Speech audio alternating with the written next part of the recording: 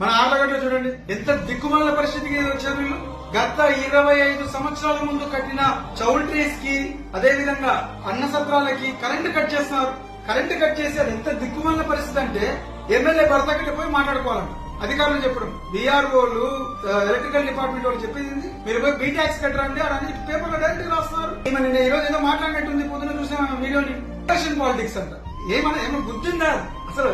గుళ్ళకు వచ్చే భక్తులని నిన్న కరెంటు కట్ చేస్తే రాత్రి కరెంటు లేక మొన్న ఎంత ఇబ్బంది పడుతున్నారు వాళ్ళు. చౌల్ట్రీస్ కరెంటు కట్ చేయడం ఏంది, లాడ్జీలకు కరెంటు కట్ చేయడం ఏంది, ఒక్కొక్క లాడ్జీ నుండి 10 లక్షల నుండి 40 లక్షలు డిమాండ్ చేయడం ఏంది.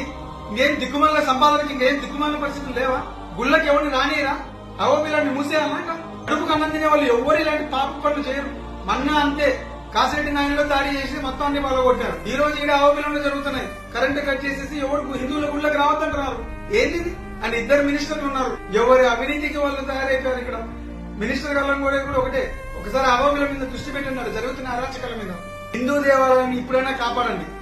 ఊరికే డప్పు కొట్టుకుంటే సరిపోదు. పవన్ కళ్యాణ్ గారు మేము హిందూ ధర్మాన్ని కాపాడుతామని చెప్పి నా హైందవ సనాతన ధర్మాన్ని ఆరాధిస్తాను. యాడ కాపాడుతున్నారండి? మీరే ఒక హిందూ దేవాలయాల్లో జరిగే అరిష్టాలకు అన్నిటికీ మీరే కారణం.